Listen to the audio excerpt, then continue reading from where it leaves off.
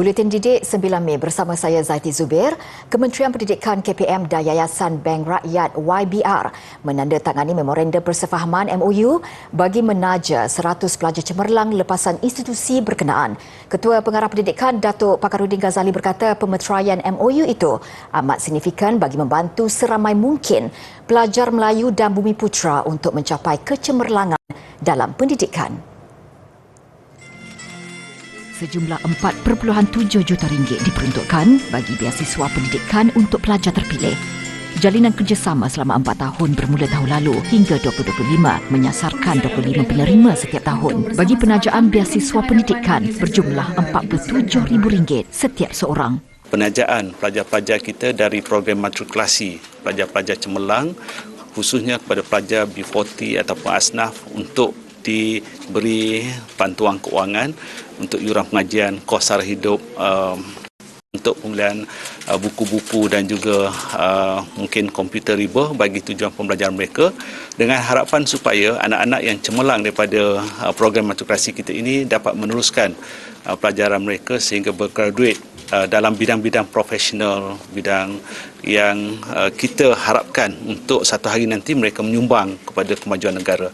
Kerjasama ini juga antara lain bertujuan membuka peluang kepada pelajar cemerlang untuk melanjutkan pengajian ke peringkat ijazah sarjana muda selepas menamatkan program matrikulasi. Kecemerlangan guru dan pelajar Maktab Rendah Sains Mara MRSM Kuala Kubu Baru Selangor diraikan dalam satu majlis. Pengiktirafan melalui Majlis Anugerah Kecemerlangan Akademik itu bagi meraikan seramai 341 guru dan pelajarnya. Majlis diserikan dengan kehadiran Timbalan Ketua Pengarah Pendidikan Majlis Amanah Rakyat MARA, Razlan Samsuri. Dalam majlis itu, Razlan turut menyampaikan beberapa anugerah utama kepada pelajar. Acara gilang gemilang itu secara tidak langsung diadakan bagi mengiktiraf dan menghargai usaha berterusan guru-guru dalam merealisasikan prestasi akademik pelajar untuk berada pada tahap cemerlang. Selain itu, anugerah itu menjadi pembakar semangat untuk guru dan pelajar untuk terus cemerlang. Ia turut menjadi contoh dan tauladan kepada pelajar lain agar sentiasa meningkatkan prestasi akademik. Universiti Teknologi Mara UiTM berbangga dengan kejayaan Muhammad Daniel Azroy Nur Azizan dan Muhammad Daniel Azri Nur Azizan yang menyumbang pingat emas di Tamasya Sukan Si Kemboja. Pasangan kembar seiras itu menyumbang emas melalui acara silat seni ganda putra. Kejayaan Daniel Azroy dan Daniel Azri itu perlu dijadikan inspirasi kepada semua mahasiswa. Daniel Azroy pelajar diploma di Fakulti Sains Komputer dan Matematik dan Daniel Azri pelajar diploma Fakulti Pengurusan dan Perniagaan. Penampilan di Sukan Si adalah pengalaman pertama untuk pelajar kampus UiTM Cawangan Kedah itu. Mereka meraih pingat emas setelah menepikan gandingan Filipina dalam perlawanan akhir. Menurut Muhammad Daniel Azroy, keserasian sebagai adik-beradik memberi kelebihan untuk mereka menguasai gerakan-gerakan dalam tempoh beberapa bulan sebelum kejohanan ini berlangsung. Keakraban dan persefahaman mereka digunakan sebaiknya bagi mempamerkan gerakan yang padu dan seragam sehingga berjaya meraih pingat emas untuk kontingen negara. Ahli Lembaga Pengarah Universiti LPU bertanggungjawab memastikan hala tuju keputusan dan pertimbangan yang dibuat oleh Institusi Pengajian Tinggi Awam IPTA selari dengan kepentingan nasional. Menteri Pengajian Tinggi Datuk Seri Muhammad Khalid Nordin berkata LPU perlu memikul tanggungjawab dan memainkan peranan penting dalam membina semula kepercayaan kepada sistem pendidikan negara. Katanya LPU juga berperanan membantu melonjakkan potensi dan prestij universiti. Ini selaras pengalaman, kepakaran dan pelbagai kemahiran yang dimiliki oleh mereka yang dilantik sebagai ahli LPU serta tanggungjawab badan itu sebagai penjaga amanah dan kepentingan nasional. Datuk Seri Muhammad Khalid berkata demikian dalam ucapannya pada program Suai Tugas Strategik LPU Awam dan pelancaran modul Vice Chancellor Executive Coaching VCEC di Putrajaya siang tadi. Selain itu, tambahnya, LPU perlu menjadi instrumen semak dan imbang bagi memastikan pentadbiran dan kepimpinan universiti tidak tergelincir atau tersasar dalam membuat dasar serta keputusan besar. Datuk Seri Muhammad Khalid turut optimis LPU mampu membantu universiti untuk berfungsi bukan sekadar sebagai kilang pencetak ijazah, malah menjadi pusat mendewasakan pelajar, pusat rujukan negara dan pusat penyelesaian kepada isu masyarakat. City University of Hong Kong buat julung kalinya melancarkan pertandingan syarikat pemula HK Tech 300 Asia Tenggara dengan Kuala Lumpur dipilih menjadi lokasinya. Program inovasi dan keusahawanan utama berskala besar itu dianjurkan dengan jumlah komitmen sehingga kira-kira 340 juta ringgit. Presiden City University of Hong Kong, Profesor Wei Kwa berkata, pihaknya amat teruja untuk mengembangkan inisiatif HK Tech 300 mereka yang berjaya dibawa ke rantau Asia Tenggara. Ia menampilkan keunikan peluang kepada bakal usahawan di rantau ini bagi mendapatkan pendedahan serta pembiayaan untuk projek mereka. Jelasnya, ia juga dapat membantu menterjemahkan penyelidikan cemerlang City University of Hong Kong ke dalam aplikasi yang boleh memberi kesan transformatif kepada landscape keusahawanan tempatan. Pihaknya komited untuk menyokong dan memperkasakan idea-idea inovatif sekaligus menyaksikan impak positif HK Tech 300 di rantau ini. Pertandingan HK Tech 300C dianjurkan dengan kerjasama universiti dan inkubator di rantau ini. Ia termasuk Universiti Melaya UM dan Universiti Putra Malaysia UPM dari Malaysia, Universiti Brunei Darussalam UBD dari Brunei Darussalam dan Universiti Chulalongkorn dari Thailand.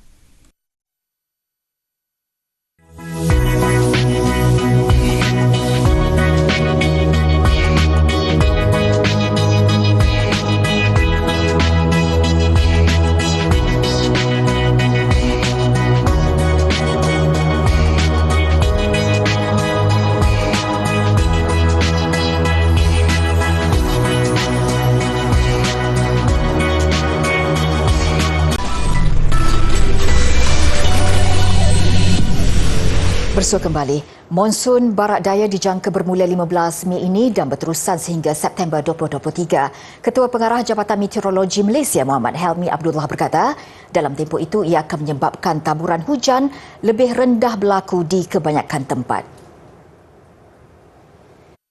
Jelasnya, sepanjang tempoh itu lazimnya angin bertiup secara konsisten dari arah barat daya dengan kelembapan udara lebih rendah dan keadaan atmosfera lebih stabil yang menyebabkan kurangnya pembentukan awan hujan.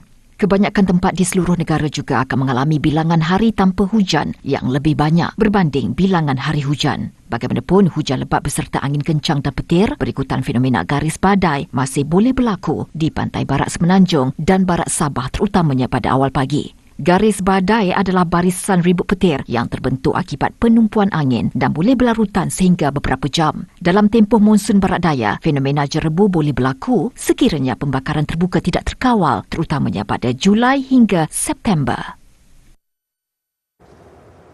Siapa sangka video memotong rumput yang dimuat naik ke media sosial memberi rezeki tambahan kepada seorang lelaki dan keluarganya.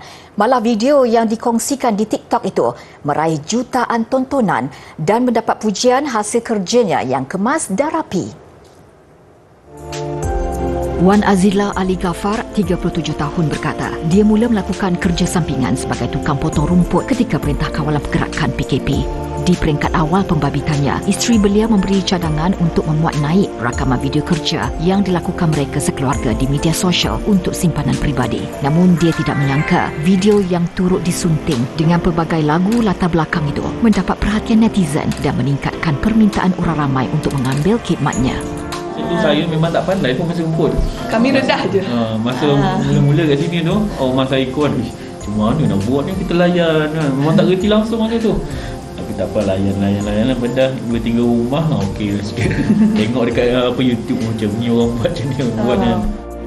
Wan Azila mengakui sebelum terbabit dalam bidang itu, dia belajar memotong rumput melalui saluran media sosial.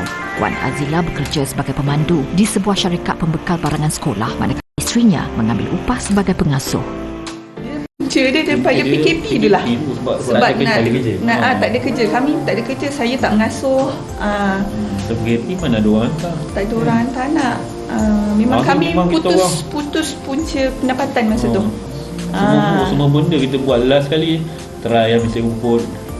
Buat banyak kerja masa kita orang buat. Kalau cat banyak rumah, ambil cat upah lah, mencat, buat kerja welding, pasang-pasang semua ni. Ibu bapa kepada 4 cahaya mata ini hanya mengambil upah memotong rumput setiap Sabtu dan Ahad termasuk cuti umum. Begitupun, keluarga ini kelihatan bahagia melakukan kerja itu biarpun terpaksa menahan panas matahari. Malah mereka bersyukur kerana sering mendapat pelanggan yang baik hati dan prihatin. Siap ada bagi makanan. Siap bagi makan tengah hari, pagi bagi makan, siap bagi duit budak lagi. Duit Itu extra. memang orang yang terlampau okey sangat, terlampau baik.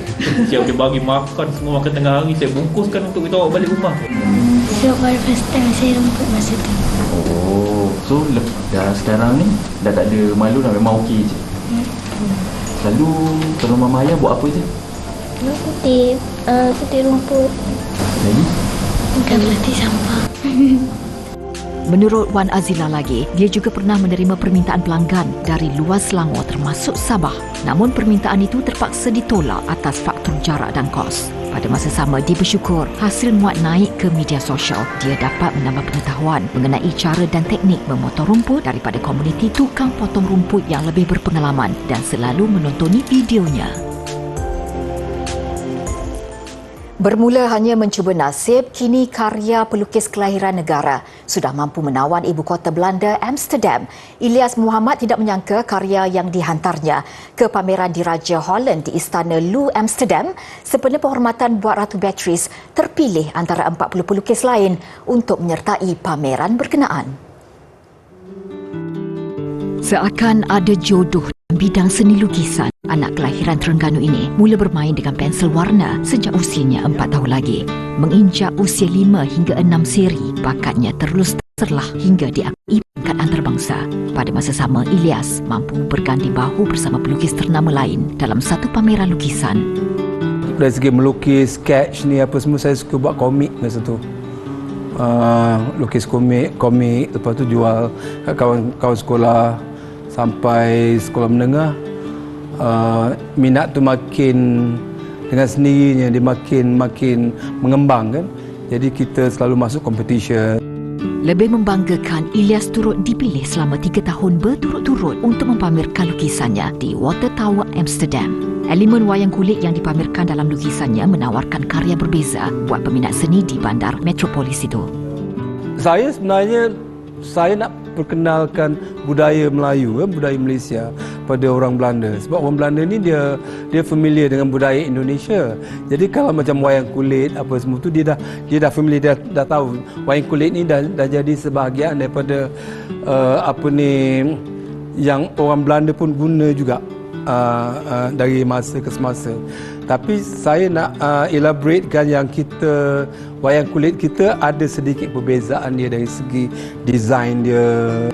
Selain melukis, Ilyas turut berkecimpung dalam seni ukiran arca yang sering dipamerkan di muzium. Tidak kurang yang menempah darinya untuk dijual semula dan dibuat koleksi. Berkongsi lanjut, Ilyas berkata, sekeping lukisannya boleh mengambil masa 2 ke 4 minggu untuk disiapkan dan pernah terjual hingga RM60,000.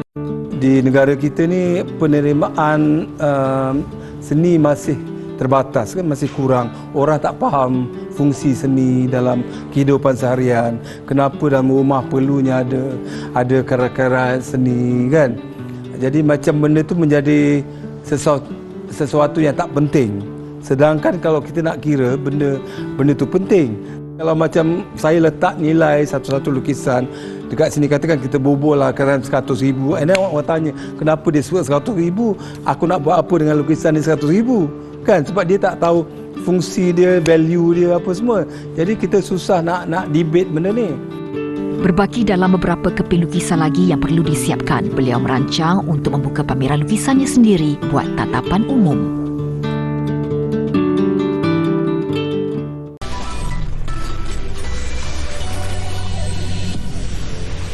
Program Makanan Sedunia WFP akan menggantung bantuan makanan kepada lebih 200,000 rakyat Palestin bermula bulan depan. Ia susulan isu kekurangan dana yang dialami oleh agensi Pertubuhan Bangsa-Bangsa Bersatu PBB itu. Menurut pengarah WFP Palestin, Samir Abdul Jabir, jumlah itu membabitkan 60% orang penerima bantuan. paling terkesan penduduk di Gaza. Ketika ini WFP menawarkan bakul makanan dan voucher bernilai $10 30 sen atau sekitar RM45 kepada setiap penerima sebulan. Kedua-dua program dijangka terkesan ekoran keputusan itu. 80% penduduk Gaza bergantung kepada bantuan antarabangsa dengan 45% daripada mereka dikategorikan sebagai penganggur. Sekumpulan penduduk yang mengadakan protes di luar pejabat WFP di Bandar Gaza berkata keputusan itu umpama hukuman mati kepada mereka. Tambah samir lagi, keputusan itu diambil bagi menyelamatkan kumpulan yang benar-benar tidak mempunyai makanan. Dan jika masih tiada lagi dana diterima, sekatan akan diteruskan hingga Ogos. Berkat usaha gigih Abdullah Sakija berjaya membawa perniagaan barang kemas keluarganya ke luar negara. Sekurang-kurangnya 10 model barang kemas dikeluarkan Abdullah dalam masa setahun. Menurut Abdullah, perniagaan barang kemas ini dimulakan oleh datuknya di Jaffa, Palestin. Di bawah bapanya, mereka kemudian berpindah ke Jordan sehingga sekarang. Bagi mencari kelainan, Abdullah menggunakan muka serigala sebagai simbol dalam setiap barang kemas yang dihasilkan. Di bawah pengawasannya, pasukan beliau berjaya mendaftar paten bagi rekaannya di Amerika Syarikat. Ini memudahkan Abdullah menjual barang kemas keluarannya ke pelbagai negara termasuk Qatar, Kuwait dan Amerika Syarikat sendiri. Menurut Abdullah, hasil penyertaan anak-anaknya, mereka kini merupakan keluarga terbesar dalam industri barang kemas di negara Arab. Malah ketika ini, keluarga Sakija juga mempunyai jumlah kedai barang kemas paling banyak di Jordan.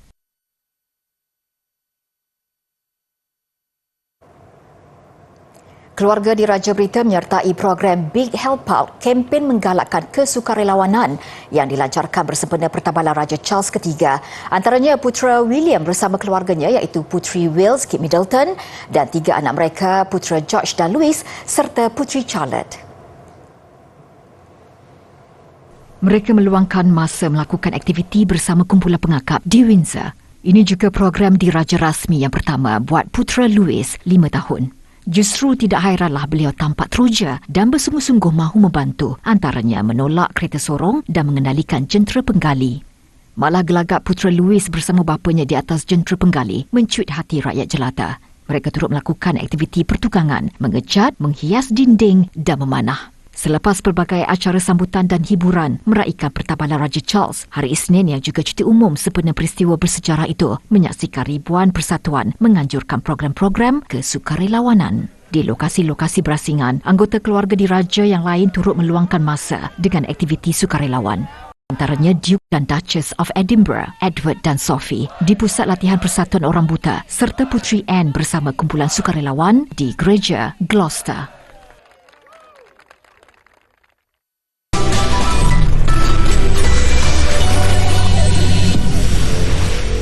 Sukan SEA 2023 Kemboja kedudukan terkini setakat jam 7 petang tadi. Kontijen negara sudah mengumpul 12 pingat emas, 14 perak dan 26 gangsa. Atlet negara yang menyumbang pingat emas untuk hari ini, jago 400 meter Shirin Samson Valleboy dan penerjun acara 3 meter papan anjing Muhammad Syafiq Putih.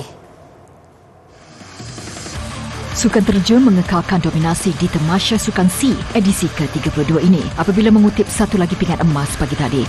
Kali ini disumbangkan dalam acara lelaki 3 meter papan anjal di Pusat Akuatik Nasional Morodok Teko. Ia hadir menerusi Muhammad Syafiq Putih yang turut merangkul pingat emas ke-11 negara apabila mengumpul mata tertinggi 377.85 mata. Perasaan saya of course happy. Saya dapat mempertahankan pingat emas saya last year di Vietnam. So tahun ni saya dapat lagi satu pingat emas untuk Malaysia dekat SEA Games. So saya nak berterima kasih dekat MAS, OCM, MSN dan juga ISN. Diorang dah pergi bagi komitmen yang terbaik untuk kita orang as a athlete. Lebih gemilang, kem negara membuat penamat 1-2 apabila pingat perak dimenangi Gabriel Gilbert Daim yang mencatat 365.25 mata. Ia turut menyaksikan Muhammad Syafiq dan Gabriel Gilbert pertahankan pingat yang sama di Hanoi tahun lalu. Gangsa acara ini menjadi milik penerjun Singapura Avir Tampak Lun menerusi koleksi 360.40 mata. Ini adalah pingat emas kedua diraih kem terjun negara setakat ini. Olahraga Thailand mengekalkan status selaku jago pecut di sebalik masalah kecederaan hingga memaksa juara bertahan acara 200 meter, Puripol Bunsan gagal menamatkan perlumbaan. Kedudukan itu kini diambil alih oleh rakan sepasukan beliau Soraut Dabang. Di sebalik tumpuan kepada Puripol, sebaik saingan bermula, lain pula yang jadi. Sebaik melepasi selekoh, Puripol tiba-tiba dipercayai mengalami kekejangan otot dan gagal meneruskan perlumbaan. Peluang itu pantas dimanfaatkan rakan sepasukan Soraut untuk pertama ke garisan penamat dengan catatan 20.62 saat. Ngan Ngong Kia dari Vietnam, perak. Manakala atlet Indonesia lalu Muhammad Zohri gangsa. Puripol juga adalah juara bertahan acara pecut 100 meter. Acara 200 meter wanita, jago Singapura yang juga juara bertahan Veronica Shanti Pereira masih yang pertama ke garisan penamat. Malah kali ini dalam jarak kira-kira 10 meter daripada barisan pelumba lain. Veronica Shanti pingat emas 22.69 saat. Atlet Vietnam Trantini Yen perak dan sandaran negara Zaidatul Husniah Zulkifli pingat gangsa. Acara 5,000 keputusan seperti dijangka. Bagaikan masih tiada pencabar buat juara bertahan Nguyen Thi On dari Vietnam. Nguyen berseorangan ke garisan penamat untuk pingat emas dengan catatan 17 minit 00.330 saat. Rakan senegara Pham Ting Hong Lee dan jago Indonesia Odekta Elvina Naibahu meraih 2 lagi pingat berikutnya. Di bahagian belakang, atlet tuan rumah Bau Samnang tidak dapat menahan kesedihan. Sekalipun ketika itu sudah mula hujan ribut, Bau Samnang masih nekat mahu menamatkan perlumbaan hampir 6 minit lewat di belakang Nguyen. Acara 1,500 meter lelaki, jago Thailand Kiran Thutivet meraih pingat emas 3 minit 58.51 saat. Acara 4x100 meter, Vietnam sekali lagi di podium utama 3 minit 21.27 saat. Thailand pingat perak dan Filipina gangsa.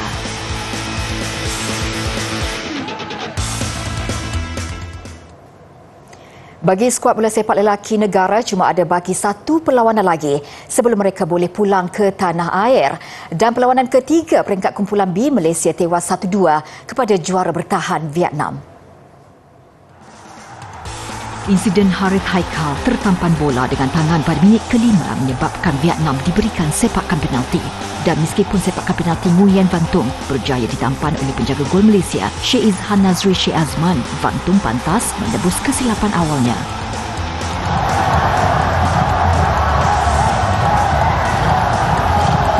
Minit ke-33, kelemahan benteng Malaysia dihukum lagi. Kali ini juga menerusi gol oleh Vantung.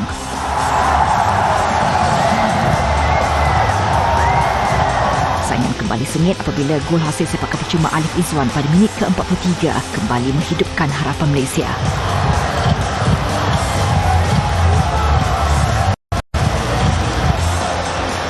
Malangnya, tiada lagi gol dihasilkan selepas itu. Malaysia semakin dimalukan apabila Muhammad Safwan Mazlan dan Muhammad Najimuddin dilayangkan kad merah kerana mengasari pemain lawan. Malaysia tewas 1-2. Kedudukan pasukan dalam kumpulan B, Thailand dan Vietnam akan ke separuh akhir. Malaysia dengan 3 mata di tangga ketiga. Perlawanan terakhir dengan Singapura pada Khamis ini sekadar untuk menjaga maruah dan melengkapkan jadual. Paparan revolusi pembinaan rumah menggunakan cetakan 3D di Jerman yang hanya mengambil masa 140 jam untuk disiapkan mengakhiri buletin didik. Dengan itu saya Zaiti Zubil, salam hormat dan kita jumpa lagi.